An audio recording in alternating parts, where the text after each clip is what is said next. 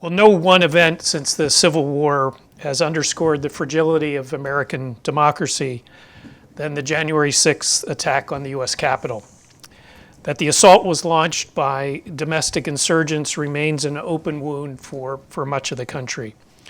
As chairman of the House Select Committee, which investigated the origins of the assault, Congressman Bennie Thompson was at the center of the government's effort to provide the most comprehensive account of the events leading to the insurrection, while identifying those who inspired and led it.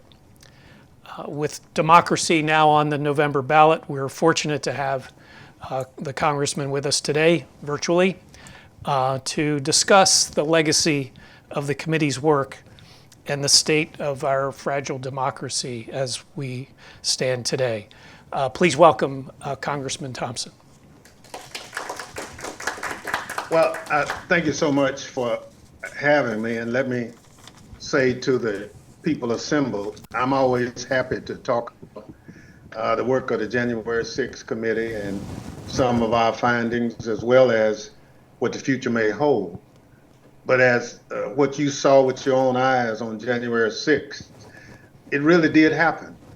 There have been iterations of it from the fact that some of my colleagues say it was really the FBI dressed up like Trump supporters who attacked the Capitol. They say it was Antifa, which, as you know, is not an organized group, but an ideology that was involved in it. But be that as it may, it occurred. And so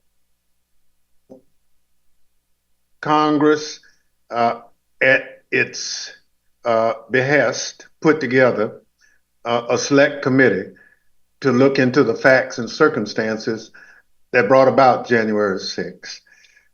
We finally put it together under the leadership of Speaker Pelosi and the Democratic leadership with very little Republican support. In the beginning, it only required a chair. I chose Liz Cheney as my vice chair, who absolutely, she and I had political divisions of note. But for this, it was more about how do we make sure that this democracy survives, and how do we present the best picture to the public for that to be digested. So we had a 9-member committee, 7 Democrats and 2 Republicans.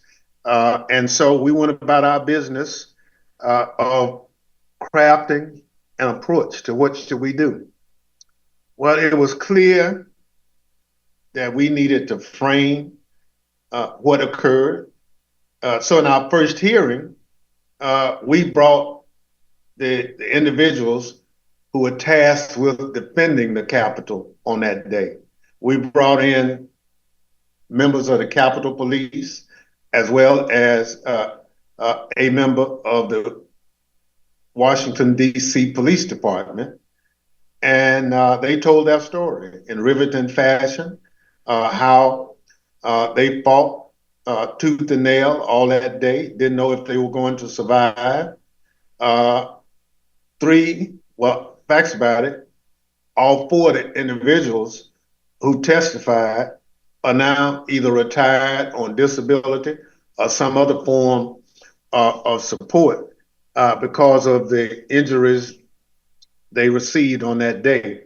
So for the better part of 18 months, our committee met, and we decided that we would cast a wide net to try to see what made that happen.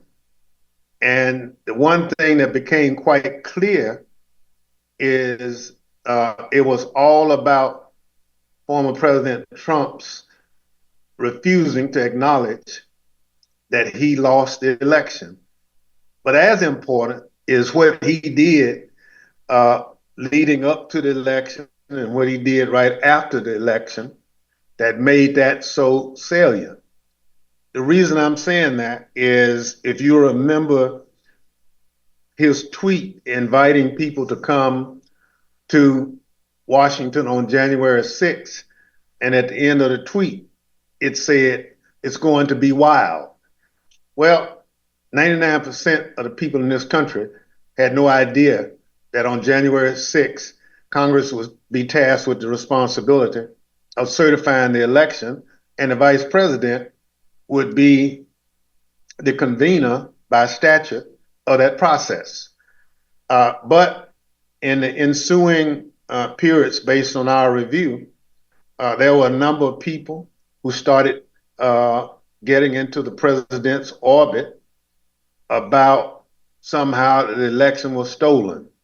They decided that what they would do would be to create alternate electors. Now, in every state, there are individuals who certify the outcome of the election to be sent here to Washington to be presented in that formal setting that the vice president would convene. Well, we had some alternate electors in a number of states. Those are individuals who were not selected, but they were appointed by people who opposed the outcome of the election in that state. And they certified that these individuals were duly elected electors and sent the certifications here to Washington. Patently illegal. That's not the process. But at this point, it was clear in our review that there were individuals who did not follow the rule of law, nor did they care to. And so what you saw on January 6th was a collection of former President Trump's speaking, his words. What you also saw were a number of other actors who were identified with the Oath Keepers, the Three Percenters, and other right-wing groups in this country who for whatever reason, did not accept the outcome of the election. Some 62 lawsuits were filed. Those people contested elections all over the country. 61 of them were absolutely dismissed or lost in their first hearing before a judge. But in addition to that, several states had recounts. And in each one of those states, none of the recounts changed the outcome of the election. And normally in America, when there's an argument about an election, you do the recounts, you go to court. But at some point, you would say, I lost. And in most instances, people will then say, well, I need to do better next election. But what we saw on January 6th was a group of people hell-bent on not accepting the outcomes of the recount, the outcomes of the lawsuits and what have you. And that violence that occurred on January 6th was the final leg on the stool of trying to craft somehow that this is the only thing we can do to stop the election. Well, the framers of our Constitution never expected in this great democracy of ours that this would happen. The last time our state capital was attacked was during the War of 1812.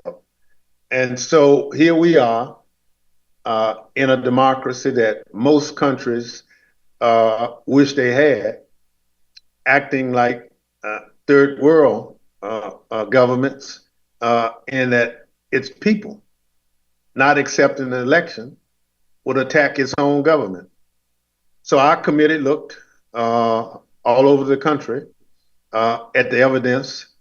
We collected several 100,000 exhibits, and ultimately we produced a report that basically outlined in great detail what got us to that point on January 6th one of the first recommendations that we made that Congress ultimately uh, accepted was that we made sure that the role of the vice president in this situation would be strictly ceremonial, to convene it, to take the list of electors from each state, and that list would be tabulated, and Congress would have to do its work. So we cleared that up. As you know, former President Trump's position was the vice president could stop it, and he did not. And for that, former President Trump sicked that mob on his own vice president. The film indicated not only did he just escape the mob, but to former Vice President Pence's credit, he would not leave the Capitol. Now, I can say now, he was actually in an area of the Capitol where goods are delivered. That means like it could be food, it could be office furnishings. He was not in what you would consider a secure location. But former Vice President Pence said it would not look good for the Vice President of the United States to be seen running away from the Capitol because of a mob overtaking him. And I applaud him for that position he took. In the interim, it took us almost 3 hours for the DC National Guard to get to the United States Capitol. Well, on a good day, it's less than 10 minutes to the armory that houses the DC Guard. But they had to get approval from the Pentagon for them to come. And that back and forth took about 3 hours. While this was going on in the White House for over 3 hours, the president didn't issue a statement, didn't do anything. And all we could identify he was doing was watching TV. So he was seeing what was playing out in real time and doing nothing about it. Our work of the committee, in the end, we made certain recommendations that former President Trump would be charged criminally for certain activities. He's been indicted after the Supreme Court talked about immunity. A superseding indictment went before a grand jury here in Washington, and he was indicted again. So he will have to face, in this situation, a jury of his peers, and ultimately a decision will be reached.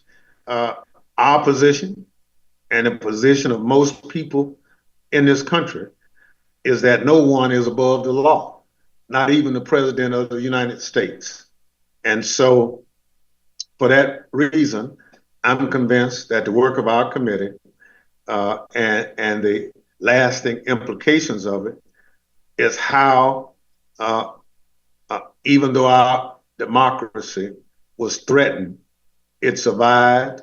We've looked at it, and out of this committee, it's our humble opinion that we'll still have disagreements, but I'm optimistic that those disagreements will manifest themselves like what you and I saw on January 6th. The backdrop to it is I'm from a part of the country, had it not been for federal intervention, I would not be in Congress today. My father died when I was 10th grade, never having been allowed to register, and obviously he couldn't vote. So for me to chair this committee speaks about how far we've come as a nation, that a person of color could chair this committee who came from a part of the country where the government had to intercede so that I could run for public office. And I think that's part of the greatness of who we are as a nation. As a sidebar to this uh, comment, is some 1,500 people have either been found guilty or pled guilty for what occurred on January 6th. This week, we arrested someone in Hawaii who's still in the military. And that person was identified by public-minded citizens who have kind of made themselves committees of one to look at the footage and do whatever geeks do on trying to identify folk. And once they identify them, they turn them over to authorities. So that's, to me, the real greatness of this democracy of ours also is that citizens feel obligated to be as helpful as they can to identify those individuals who attacked the Capitol on January 6th. So those prosecutions and convictions will be ongoing for quite a while. So it will just become a facet of our law. I spoke with the Attorney General on Tuesday of this week, and he assured me that they're not slowing down, that they'll continue until the last individual, as best they can, is identified and prosecuted. And so, we can disagree. We can do a lot of things, but what you saw on January 6th is not who we are as a nation. And if we are going to survive as a nation, we have to resist that type approach to problem solving with every fabric in our body. And so we move forward. If you ask me what I think January 6th of next year will be like January 6th 4 years ago, I would say no, because of the protocols and things that have been put in place. But what I will tell you is that while it might not occur in Washington, D.C., it could occur in Pittsburgh, Pennsylvania, Philadelphia, Pennsylvania, Detroit, Michigan, or wherever this kind of approach is done. A couple other things we've done in anticipation of January 6th. The Homeland Security Secretary has declared January 6th an incident of national significance. Now that's a big word to mean that we will have all the assets of the federal government available within a moment's notice to do whatever we need to do during that time. So all that back and forth with the National Guard and all that goes out the window. It's the equivalent of what they do during the Super Bowl or the Democratic and Republican convention. All the assets of the federal government will be at that disposal for that particular day. So while I don't think it'll be in Washington, I do think there's a likelihood that you might have sporadic incidents in other parts of the country. I hope not. The other thing that I can share is that every member of our committee had armed guards at their homes while we worked, and everywhere we went, there are one or two armed security people with us, given that all of us received significant threats on our lives and the lives of our families, just because we were actually served as members of the committee. So that's kind of it in a nutshell. And I'll be happy to discuss any aspect That's a big work. that's a big nutshell, Congressman. I appreciate it. You mentioned as we open this for questions, you mentioned that you spoke to the AG earlier this week. One of the enduring mysteries of January 6th is the who planted the pipe bombs. Have you gotten any sense that they're any closer to resolving that? No, I have not. There are still some unresolved pieces that go on. I hear a lot of what's being said, but on the factual side, we still don't know uh, uh, the individual or individuals who did that. Hello, Congressman. My name is Mike Pasoli with the Associated Press. Thank you for taking the time to speak with us today. I did extensive coverage and reporting on your committee hearings, and just last week the AP put an article out with further proof of what happened on January 6th, new videos, new photos from that day. My question for you with all of that is, despite all of this work in bringing what happened that day to the forefront of the electorate, I look at someone like Congresswoman Cheney, a storied politician in this country who lost her reelection bid in her district after these hearings, and I wonder for you, does it concern you that despite all of this work, there is a part of the electorate who is going to fight against it and deny it? And does that concern you being in Congress? Well, it bothers me immensely for a number of reasons. In all our presentations, we looked long and hard for individuals to come forth with opposing positions that we were sharing. We did not have a single individual to come forth and say, I will testify to whatever. We just didn't get it. That was unfortunate. About 85% of the people who testified before our committee identified themselves as Republicans.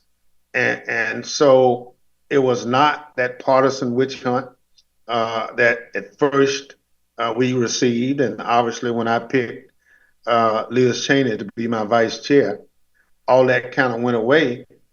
But then they turned the afterburners on Liz and Adam because they didn't think Republicans ought to participate in it. And both of them said, look, this is our country. The framers of our democracy put this together as an experiment. That experiment says that people in furtherance of this government can have differences, but because we are a democracy, we can be civil in that. Now, we've had some moments where we didn't, act civil, but no one in their wildest dreams would imagine that what occurred on January 6th would do. Now, the thing I'm concerned about is if you look at the videos of the evening and night of January 6th, and then look at January 7th, 8th, and 9th, and you heard everybody under the sun identified former President Trump as the person who created what occurred on January 6th, almost to the person. And here we are, 3.5 years later, and not a single one of those individuals who was critical on or after January 6th will admit that former President Trump had anything to do with it. That's former Speaker McCarthy. That's leadership over on the Senate side, on the Republican side, everybody. Because in their hearts of hearts, they knew how people got worked up to this fever pitch to do what occurred. In Washington, on any given day, there's somebody protesting something. It's just the nature of our great democracy. And so I never envisioned that somebody would, put gallows on the Capitol, that somebody would attack the security, persons doing security on the Capitol, that they would defecate in the Capitol. All these kind of crazy things that, as people who love this country wouldn't dare allow happen. It did. So my only comment on that is, for now, we just have to understand that this democracy is still fragile, that a lot of people would want you to believe that January 6th didn't happen, and that it was manufactured. But those 140 plus Capitol Police and other law enforcement that was hurt on that day, several, as you know, because of injuries and other things, died. That we're a better country than that. And so while, there are First Amendment rights to free speech and all of that, there's still, as a nation of laws, we have to adhere to them. Thank you. Who's up? Jacob. Hi, Congressman. My name's Jacob. I work for Scripps News. Thank you so much for doing this. You mentioned earlier about the preparations that are underway for January 6th of this year, and particularly from a security standpoint, why you feel like you're not as concerned that, there could be an issue like what we saw in 2020. One conversation we've been having, at least in my newsroom, is the possibility that we will not have a House Speaker by then, given it took Republicans almost a week to elect one a couple of years ago. Is that something that you have looked into at all? And if that is the case, if Republicans maintain control of the House and we're in a prolonged speaker debate, how does that impact the certification of the election? Well, it does impact it because, as you know, September 30th, we have to either do a continuing resolution, or government will cease to fund to be open. The Speaker pulled that measure on Wednesday, and we're not sure what happens next week on that issue. The leadership is very tenuous. The speakers' numbers in terms of the core people that he has to keep in check. But on the policy side, I think that area is very great. And I think it'll take some real smart people to figure it out. I just hope, like all get out, that we do it in a manner that we can all be proud of this country. But the potential for what you're saying in terms of creating chaos continues to be a point of discussion and debate. Who's up?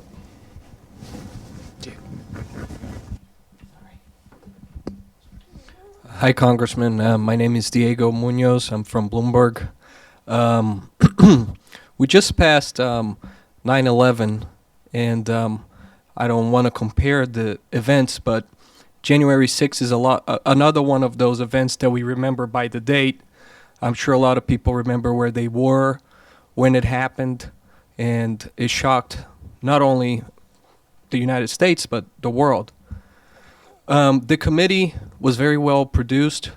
The testimonies, the primetime hearings, the report has been used in court, and I'm sure historians will analyze it years from now. But to Mike's point before, there's still a lot of people in this country that simply, even if they were, is he still there? Okay. Even if they were horrified by that day, they still think that elections are not secure, or that one party is trying to rig the elections. And I'm sure a lot of those people are in your state. How do you talk to them? How do you, even after the committee, even after the report, even after all we've been through, how do you convince these people? Because elections, it's almost a faith system. You have to trust it. right? Because you don't actually see it, the votes being counted. You have to trust that the decision that's being told is real. So if you don't believe in it, the whole system could fall. So how do you convince those people, even after all of that, even with facts, how do you convince those people that this system still works? Our democracy is still a work in progress. That when it's tested, we can either address it or fix it. And in fixing it, we have to admit that it's not perfect. But I think part of what I see happening now that concerns me is that the same individuals who got to where they are in the current system are now attacking the system as being bad, or that it's the only way I can lose is that there was something in the system that was crooked. Well, we have to believe in the system. Technology is real. We have to make sure that we work with the secretaries of state or the election officials to have the best and brightest minds and technology to help us do what we can do, that the validation process is real, that individuals who do cast ballots are legitimate voters. And if you notice, 4 years ago, part of the debate about the election being crooked was early voting. Well, the main person who was talking about how bad early voting is now lives in Florida. You cut out just as you were about to make front page news. That's a story of my life, right? So you were describing how you deal with people who refuse to accept the truth. And yeah, and even when they hear the truth from people of their own party, Brad Ratzenberger from Georgia was the Secretary of State there, who has a responsibility for elections.